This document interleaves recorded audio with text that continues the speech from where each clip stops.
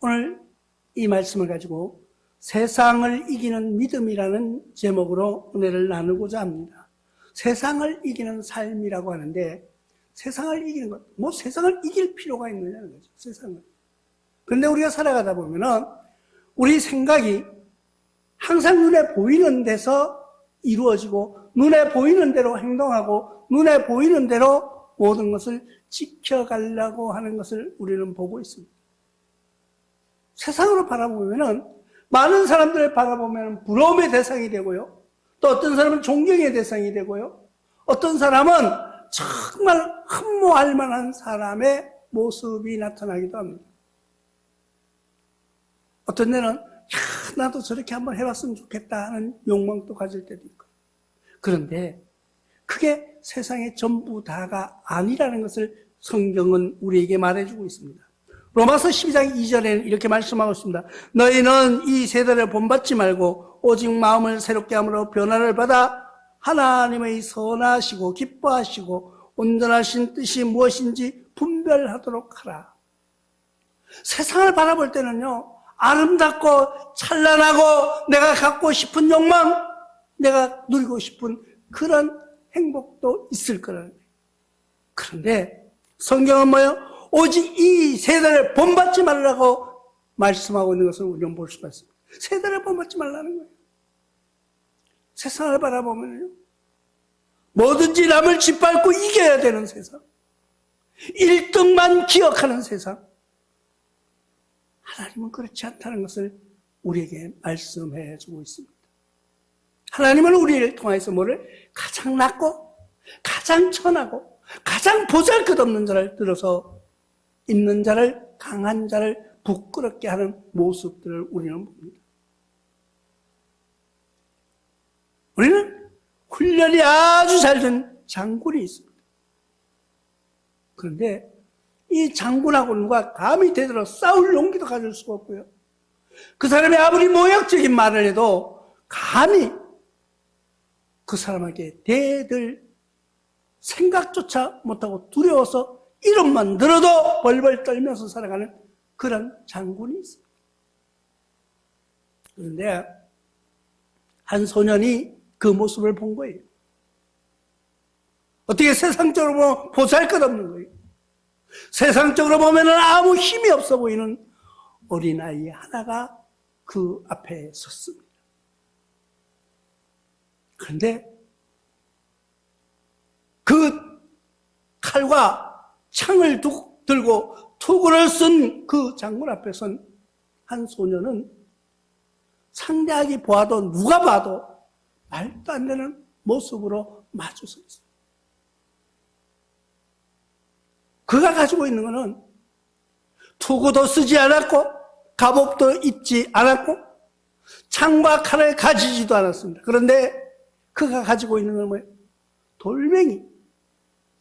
조그마한 돌멩이 5개를 들고 있었다고 성경은 우리에게 말해주고 있습니다. 골리앗이라는 장군의 이야기예요. 우리는 성경을 볼 때, 야, 그 어린애가 어떻게 그 군인 현역 장군을 넘어뜨릴 수 있을까? 하나님은 그 작고 보잘것없는 그 어린아이를 들어서 조그만 돌멩이로 그 장군을 넘어뜨리는 모습을 우리에게 말씀해주고 있는 것입니다. 여기에는 뭐를 의미하고 있습니까? 내가 세상에서 힘이 없고 나약하고 가장 천한 것 같은데 나를 들어서 하나님은 쓰신다는 거예요. 물맷돌처럼 사용하신다는 거예요. 그 보잘것없는 물맷돌 속에서 하나님의 역사와 하나님의 능력이 임하시면은 장군도 넘어뜨리는 그런 큰 역사를 이루어가는 것을 하나님은 우리에게 보여주고 계신 거예요.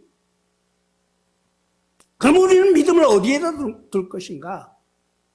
우리의 믿음을, 우리의 보이는 것을 현 사회, 현실에서 볼 것인가? 아니면 보이지 않는 먼 나라 이야기처럼 들리는 하나님의 나라를 볼 것인가는 우리가 선택하는 시간이 되시기를 주님의 이름으로 부탁드립니다. 고린도전서 7장 31절을 통해서 하나님은 우리에게 다시 한번 말씀해 주시는 건데요. 세상의 물건을 쓰는 자들은 다 쓰지 못하는 자같이 하라. 이 세상의 외형은 지나감입니다. 이 세상의 물건을 다 쓰지 못하는 자같이 하라고 말씀하시는 건데, 이 세상의 외형은 지나갑니다. 지금 눈앞에 보이는 것처럼 그냥 지나가 버린다는 거예요. 우리가 세상을 돌아보면서 우리가 세상 밖으로 보는 것이 아니라 내면적인 삶도 한번 볼 수 있는 여유를 가지고 살아가는 여러분들 되시길 바랍니다. 우리는 그냥 눈에 보이는 것만 보는 거예요. 오직 올림픽을 해도 금메달 딴 사람만 그냥 계속 쳐다보고 그 사람 이름 금메달 하고 그만 쳐다보는 거예요. 사실 금메달을 딴 사람하고 은메달을 딴 사람하고는 실력 차이가 그렇게 많이 나지도 않는다고 합니다. 그들은 똑같이 노력했고요. 똑같이 땀을 흘렸고요. 똑같이 고통 속에서 지나오면서 그들은 피나는 노력을, 피나는 훈련을 해왔습니다. 그런데 그 순간, 찰나의 순간에서 어떤 사람은 금메달이 되고, 어떤 사람은 은메달이 되고, 어떤 사람은 동메달이 되었어요. 근데 이 세 선수 모두를 보면은요, 그렇게 실력 차이가 많이 나는 것 같지 않아요. 그런데 금메달이라는 빛에 의해서 은메달과 동메달은 보여지지 않는, 비춰지지 않는 그런 모습으로 우리가 바라보고 있지는 않느냐는 것을 생각해 볼 필요가 있습니다. 세상을 이기는 것은 보이는 것이 다가 아니에요. 우리가 보여지지 않는 하나님의 말씀 속에서 하나님의 그 나라를 생각하면서 여러분들 달려나가 보는 그런 신앙으로 승리하시길 바랍니다. 그게 세상을 이기는 거예요. 보여지는 것이 전부가 다가 아니에요. 보여지는 것이 다라고 착각하지 마세요. 세상살이, 인생살이, 사람 한 개인 또 보면요, 그때 보여지는 거하고 그 내면적으로 들어가면 다르다는 거예요.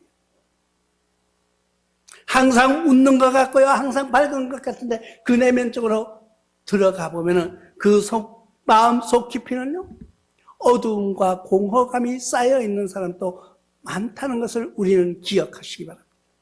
그러니까 세상을 보이는 것으로 결판하려고 하지 마십시오. 보이는 것으로 결정하려고 하지 마십시오. 보이는 것으로 모든 것을 단정하려고 하지 마십시오.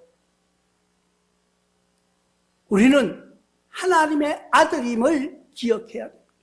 나와 여러분들은 하나님의 아들들이라는 거예요. 나와 여러분들은 하나님을 아버지라고 부를 수 있는 특권을 가진 자라는 것을 기억하시기 바랍니다. 마태복음 3장 17절에 하늘로부터 소리가 있어 말씀하시되 이는 내 사랑하는 아들이요 내 기뻐하는 자라 하시니라. 하나님은 우리를 향하여서, 물론 이 당시에 이 말씀이 기록된 것은 예수님을 향한 말씀이었어요. 그런데 우리는 모두가 하나님의 아들, 딸임을 기억해야 됩니다. 그래서 우리는 기도할 때 아버지라고 부르는 거예요. 하나님 아버지. 아버지와 살 그 세상, 아버지와 살아갈 그 영혼. 어떤 목사님이 개척을 해가지고 교회를 세워놓고 기도실을 따로 하나 만들었어요. 당신 혼자 들어가서 기도하는 방을. 그랬는데 이 방에서 기도할 때 어린 딸이 하나 있었는데 엄마가 절대 그 앞에는 가지 못하게 말해준 거예요. 왜? 아버지가 거기서 기도하고 있다. 너희 아빠지만은 아빠는 목사님이야. 그래서 항상 하나님과의 대화하는 기도 시간을 갖는 그 시간에 절대 방해해서는 안 돼. 그 앞에 가면 안 돼 하고 말해준 거예요. 얼마가 지나서 이 목사님이 바빠지기 시작합니다. 교회가 부흥했고요. 외적으로 나갈 일들이 많아지기 시작합니다. 바쁘다가 보니까 가정과 자녀들에게 소홀해질 수밖에 없었던 거예요. 근데 어느 날 이 목사님이 그 기도실 앞을 이렇게 갔는데 자기 딸이 거기서 나오면서 깜짝 놀라는 거예요. 깜짝 놀라가지고 애가 아빠가 보니까 반가움과 두려움 속에서 쳐다보는 거예요. 그래, 왜? 딸이 당신의 기도실 앞에서 나오는 걸 보고 왜 여기 와 있었냐고 물어봤습니다. 그러니까 딸이 그렇게 이야기하는 거예요. 엄마가 아빠 기도하는데 절대 가지 말라고 했는데 아빠가 너무너무 보고 싶었어. 난 아빠가 보고 싶어서 이 앞에 와서 아빠를 보려고 왔었다는 거예요. 근데 사실 아빠는 그 기도하러 들어가지 않고 밖에 일을 하고 있었던 거예요. 근데 이 딸의 마음속에는 아빠는 기도실 앞에 가면은 기도실에 들어가면 만날 수 있을 거라는 생각 속에 아빠를 찾아온 거예요. 나와 여러분들 속에서 하나님이 만약에 이 딸처럼 아빠를 찾는 심정으로 우리를 찾아오셨는데 우리가 거기에 없다면은 기도실에 있지 않고 사회활동한다고 바쁘게 뛰어다닌다면은 그 딸이 만나러 왔다가 아마도 못 만난다면은 얼마나 섭섭했을까요? 우리 아빠는 기도실 앞에 있을까요? 우리 아빠는 거기에 만날 수 있어 했는데 거기에 안 계시는 거예요. 그 허전함, 그 딸의 마음속에 우리가 하나님의 사랑을 한번 느껴보지 않으시렵니까? 하나님이 우리를 찾아오셨는데 하나님이 우리를 찾으시는데 내가 있어야 할 자리에 있지 않다는 거예요. 내가 있는 곳에 내가 설 자리에 있지 않다면은 얼마나 하나님이 실망하실까를 한번 생각해 보시기 바랍니다. 하나님부터는 내 사랑하는 아들, 딸이라고 말씀해 주셨는데 내가 아들의 자리에 딸의 자리에 있지 못한다면은 내가 자녀된 자리에 있지 못한다면은 하나님의 실망을 우리가 어떻게 감당할 수 있겠느냐는 거예요. 우리는 항상 성령이 임하시도록 기도하는 여러분들 되시길 바랍니다. 누가복음 1장 35절에 천사가 대답하여 이르되 성령이 내게 임하시고 지극히 높으신 이의 능력이 너를 덮으시리. 그러므로 나실 바 곧 거룩한 이는 하나님이 아들이라 일컬어지리라. 성령님께서 나와 동행하시고 성령이 나를 덮으신다고 말씀하고 있는 거예요. 그 성령이 언제 성령님이 나와 함께 하실까요? 성령님이 언제 나를 덮어주실까요? 내가 하나님께 간구하고 매달릴 때, 내가 골프장에 있을 때, 내가 등산하거나 낚시할 때 성령님이 나에게 임하시는 것이 아니라 하나님과 동행하고자 할 때 성령님이 나를 덮어주신다는 거예요.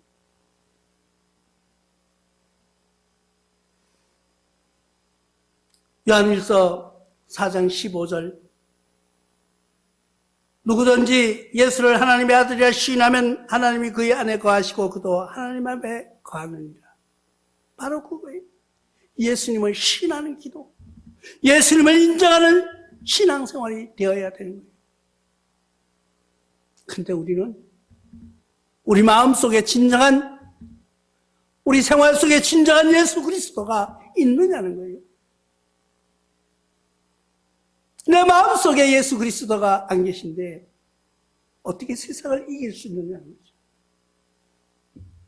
예수님이 함께 하지 아니하시면 이길 수 없음을 우리는 기억해야 될 줄로 믿습니다. 그럼 왜 세상을 이겨야 되느냐? 굳이 세상을 이기면서 살아갈 필요가 있느냐는 거죠. 좋은 게 좋다고, 편하면 편한 대로. 여기 가서도 좋다, 저기 가서도 좋다. 아니에요. 우리는 분명히 이겨야 될 이유가 있는 것이에요. 왜? 승리자의 상급이 있기 때문에. 세상을 이기고 난 후에 우리에게 주어질 하나님의 상급이 있다는 것을 기억하시기 바랍니다. 처음에 영적인 양식에 대해서 이야기해 주고 있습니다. 계시록 2장 7절에 귀 있는 자는 성령이 교회들에게 하시는 말씀을 들을지어다. 이기는 그에게는 내가 하나님의 나골에 있는 생명나무 열매를 주어 먹게 하리라. 아멘. 귀 있는 자, 귀 있는 자, 귀 없는 사람이 없죠. 들을 수 있게 하시는 하나님. 우리는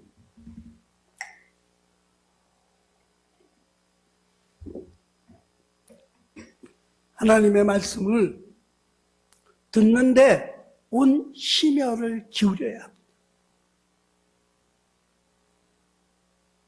여러분들이 하나님의 말씀을 듣지 않고는 세상을 이길 힘이 없기 때문에 하나님은 누구를 통해서? 교회를 통해서 말씀해 주신다고 성경은 이야기하고 있습니다. 우리는 그런데 세상 사람들은 어떻게 교회 나가지 않아도 돼. 굳이 교회 나가서 내가 굳이 시간 뺏기면서 돈 써가면서 교회 나가서 들어야 되느냐? 성경은 교회에서 하는 말씀을 들으라는 거예요. 교회에게 전하여 준 그 말씀을 들으라는 거예요. 다시 말하면 예배에 참석해야 된다는 거예요. 근데 안타까운 것은 지금 세상의 예배가 줄어들고 있다는 거예요. 세상의 예배가 없어지고 있어요.